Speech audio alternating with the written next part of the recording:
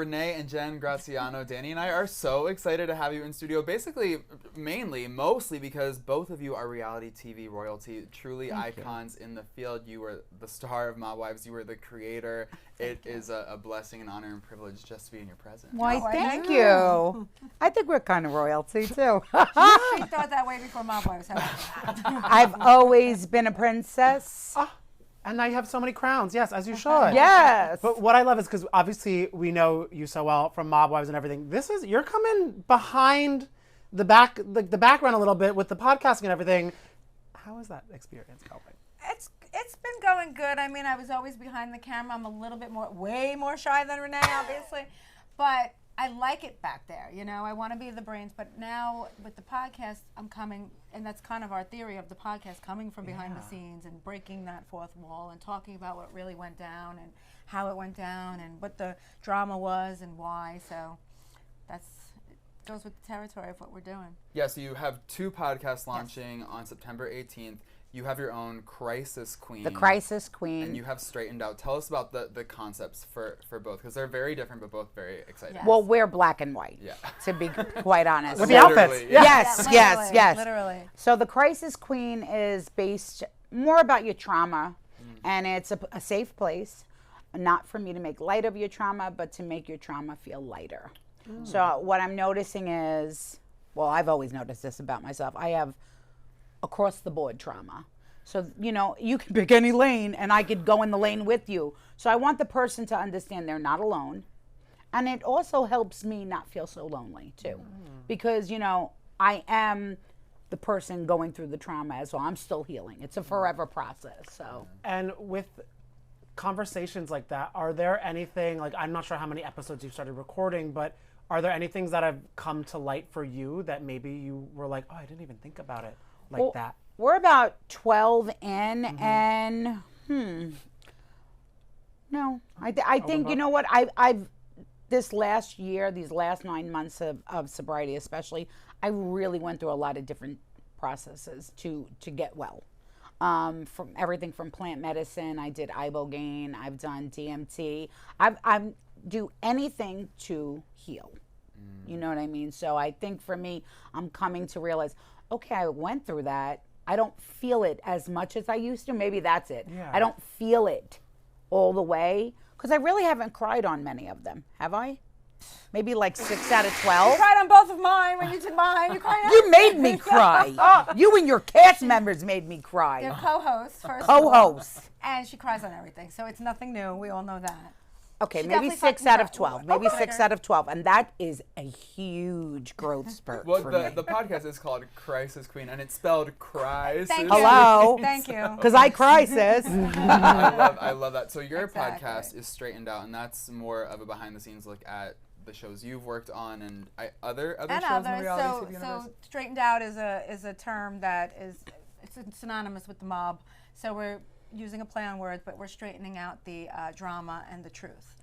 So, and it's rooted in my show, but we will talk about other reality shows too. And I got 2 great co-hosts that made Renee cry, apparently.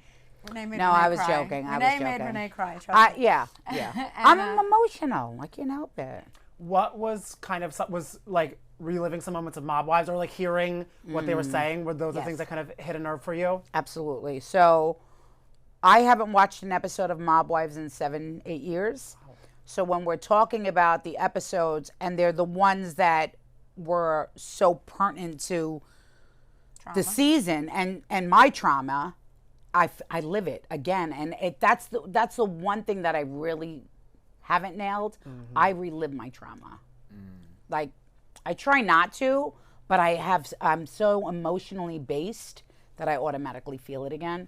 And I definitely got a little carried away and insulted a couple people. But hey, if you don't have thick skin, I don't know what to tell you. But we're doing a podcast about Mob Wives. That's what Mob Wives is all about. We're literally, it's almost like filming the show all over again. You know? And for me, it's like when I was filming it and I was in it, not in the series, but I was in the production mode, I never really got a chance to really digest the episode. So now I'm kind of viewing it again almost as the first time. And then my 2 co-hosts, Rob and Antonia, they are younger and they're experiencing it for the first time along with everyone else because now we're airing again on VH1 and Paramount. So it's like I'm getting a fresh lens from them, and they were asking me all the questions of, what happened. Did Drita really do that? Did Karen really do that? So it's a lot of fun. That is so fun, and it's amazing that you now have time to fully digest the episodes. Now, as you are digesting them, is there an episode or a storyline that you're like, holy crap, I can't believe that happened? All of them. So far we've gotten through season 1, and we at the Rumble on the Rooftop, which was I thought it was Karen great. and Drita having a fight, and Renee landing with my in the legs. air. Flexible. YMCA. I should have been in the Olympics. I'm telling you, I could have been. Spanx Olympics, that would have been good for that. But yeah, her Spanx were out. It was. But for me, it was like, wow, how we went from all being friends to that fight in one season, and it was just like, and then it went totally crazy from there, and no one was friends and talking, and it was like Only Karen and me talked, I think. Yeah. We never had a fight. Wow. Yeah. Yep. Reliving the show, I'm sure that has incited conversations about a reboot. I feel like there have been conversations and discussions and rumblings on social media and just speculation and like literal prayers from the fans that a reboot will and could eventually happen. Like, what is the conversation like right now? Why hasn't it happened yet? So there was a little political tape. I was partners with the Weinstein Company, and then they imploded, and then the IP was in a flux, and then we were talking about it with the network to bring it back in one way or another, and it's a timing thing, I think. But I think what's happening now, that Mob Wife aesthetic blew up, the 25th anniversary of The Sopranos, I'm getting so much interest. So I'm thinking of different ways to either recast while bringing in the other girls too, adding new life to it, but also I'm creating other shows in the space, sort of offshoots. And we have a couple of things in development with the network now that, cross fingers, will all be well. That's exciting. And, yeah, so it's fun. And that's also what brought me to the podcast. So it's like, if we can't redo Mob Wives, let's relive it. Let's rewind it and rewatch it. And you know what? Truth is, I don't think I'm the only mob wife scorned from the show. I think that's why not every mob wife wants back in Well, that too. either, is That too. because, who doesn't want to do this, who doesn't want to do that? Because Who's not talking to who? Yeah, because we really took that on. Like that was my reality 1,000,000%. You know what I mean? And people lost friendships that were 20 years solid friendships. I mean, Carla and I, we were friends for so many years, and then season 1, episode 4, we didn't talk until season 5 again. It was terrible. You know what I mean? I mean, luckily, we're good. I know how to say I'm sorry when I'm wrong, which I'm very proud of that. That is a good skill. Yes. Well, when you're wrong a lot, you got to learn something. Well, But- I'm glad you can admit that. I most certainly can admit when I'm wrong.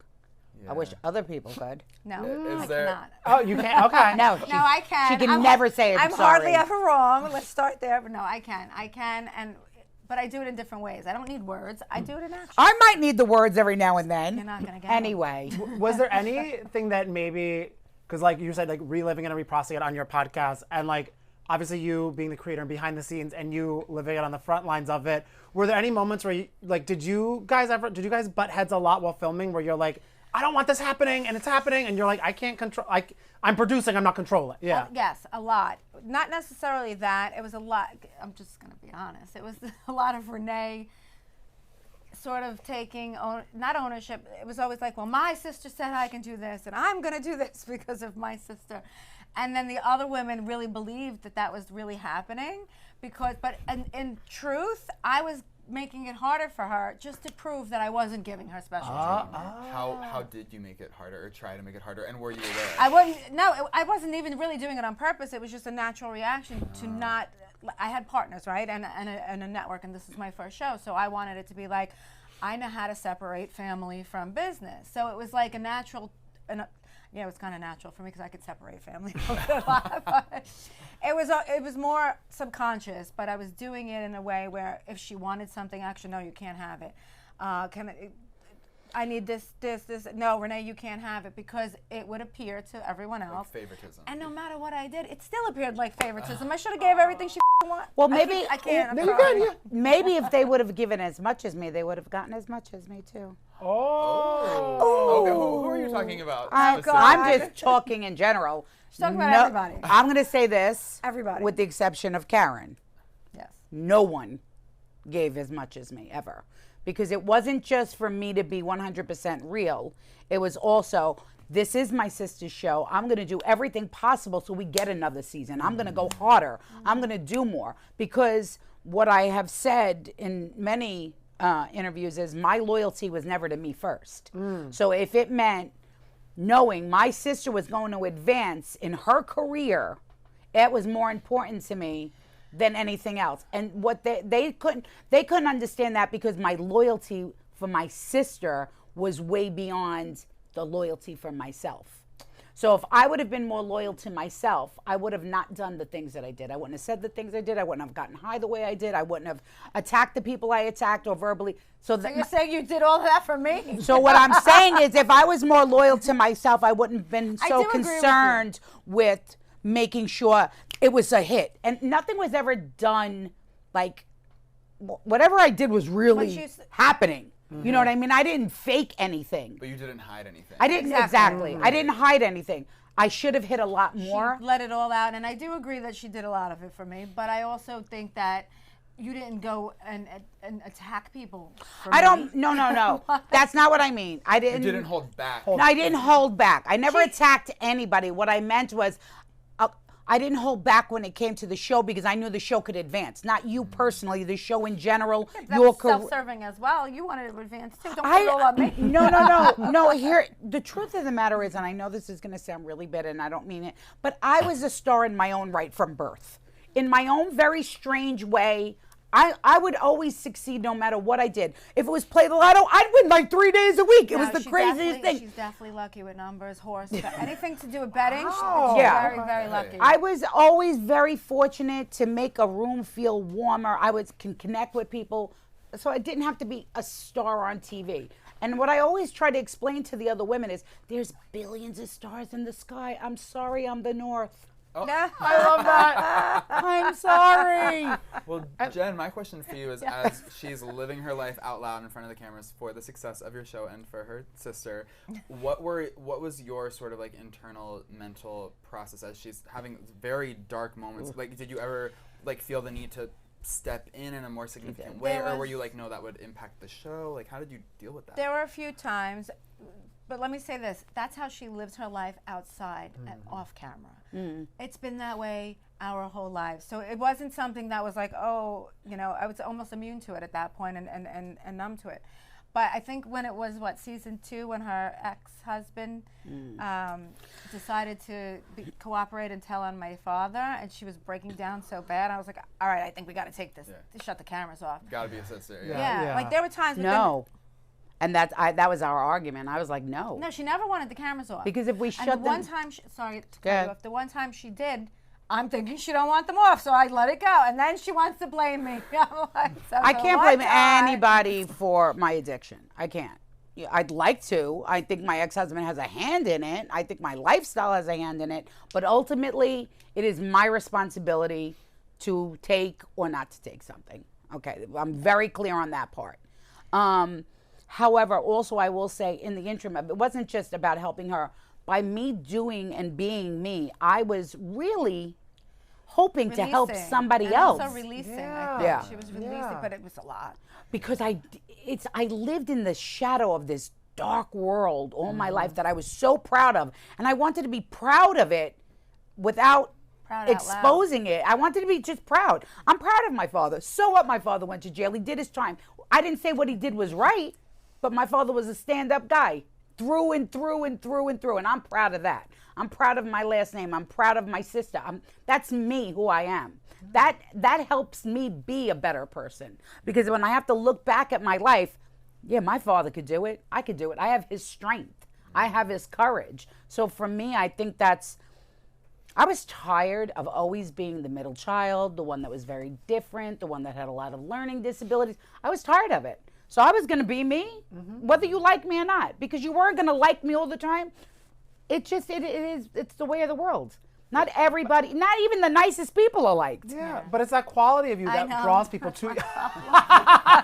The nicest people. Yeah. But it's that quality of you that draws people to you, because you are so open and raw and vulnerable, and you allow people in, and it helps them kind of feel less alone too with things that they're going And through, that's even if it's the not. perfect podcast topic for her. It really is, yeah. I don't want people to. It's a horrible place to be alone.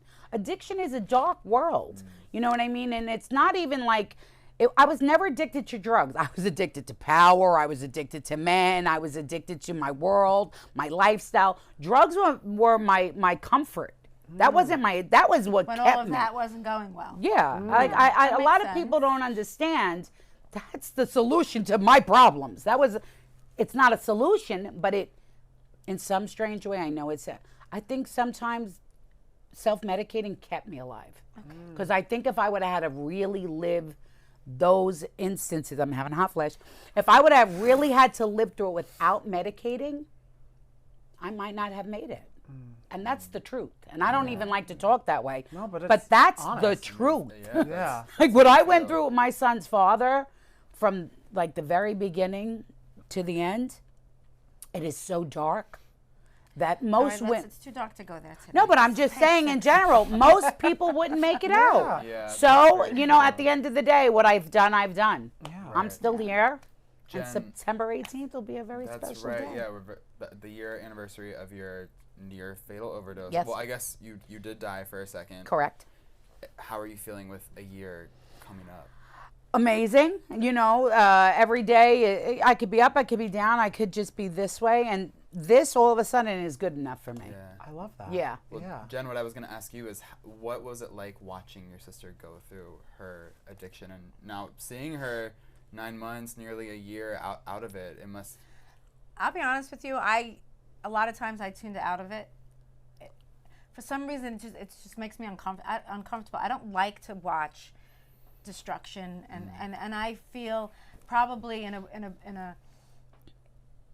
I probably shouldn't say this out loud, but to me it was like a weakness, and I wanted her to be stronger. And it was annoying to me that she couldn't get past it. Okay, let's unpack Sorry. that. Okay, how does Oh that make God! you feel? No, you're not gonna cry. Like I'm not going to cry. I was actually going to curse you out just now. I was not going to cry. ahead, try it. Because I'll for make you cry everybody after that that. because for everybody that was listening, by no means is it a weakness. By no I'm not means. saying it is. That's how I felt watching you do it. Like I was always like, why can't you just stop doing Right. it? Make a choice. Yeah, like Before why you can't you understood just what levels why were. can't you Went just through it. stop? Why can't you just this? Why can't someone just not have cancer when they have Why it can't I too? answer Because the rest of my question? no, you can. I'm just saying. It's not a weakness. No. It was an escape. Did I But make na- it sound like it was a weakness? That's how. Tell the truth. She was explaining how she felt in the moment. Right. Right. We're helping Now the she system. understands Yeah. that it's not. And that No, it's not. And I know it's not. But to me, it was like watching someone that I thought could that was stronger than that, right? And I didn't realize how much that it had a hold. right. Like So you it never was like- expected someone as strong as Renee to Right. go Thank through you for something cleaning that up for me. I Yes, appreciate thank it. you. That's exactly Write down that answer. That's exactly what I was trying to say. No, I was. And and for me, it's more. It was an escape. It had nothing to do with weakness. I had to escape my truth. My truth was a lot to swallow. Yeah. The man that I was in love with, and would have and did the most horrendous things to me that I stuck by, took the man that loved me unconditionally from my life, and ultimately is responsible for my father's death. In my eyes. Okay. Okay? In my eyes. I mean, time Okay. really was responsible So for his death. But it is, but that last little bid that he did, he got sick and he didn't have the doctors Resources. and the resources that he could have had when he was out. So ultimately, that's how I feel. Yeah. You know what I mean? Ultimately, he ruined my son's life. So for me, that's a lot to swallow. Yeah. I wanted to escape every chance I got. And you talking about how it was more the drugs were an escape from like the men and the reality and everything like that. I know you said you're not currently dating. Is that something you want to try to do again, and how do you go about it now, realizing that relationships and things like that have the potential of being those triggers or those issues? Well, dating the type of men that I did, Okay. those are the ones that will trigger it. However, when God drops them, He does. I'm no longer in a rush to meet someone to spend the rest of my life with when I have 4 grandchildren I could spend the rest of my life with. They're going to come before anybody. So maybe right now isn't the right time because I don't have time. I'm rebuilding my career. You know, I'm finding out who Renee is, and what Renee used to like in a man, she no longer does. Yeah, I used to need the tough guy, you know, the one that could beat everybody up. Now I want the man who is smart enough to say, you know what, babe, let's leave. This isn't the right place. Don't get me wrong. If he can't She handle wants him to himself, go he back gotta and do go. it when it is the right place. That's Exactly. I know. Trust me, I know her. Don't get me wrong. I still want a stand-up guy, but I don't want a man who, I don't want a Obnoxious, narcissist, showy, is obnoxious. out there too much. Is Like a gentleman. Yes. If you can't be happy with all of me, you can go.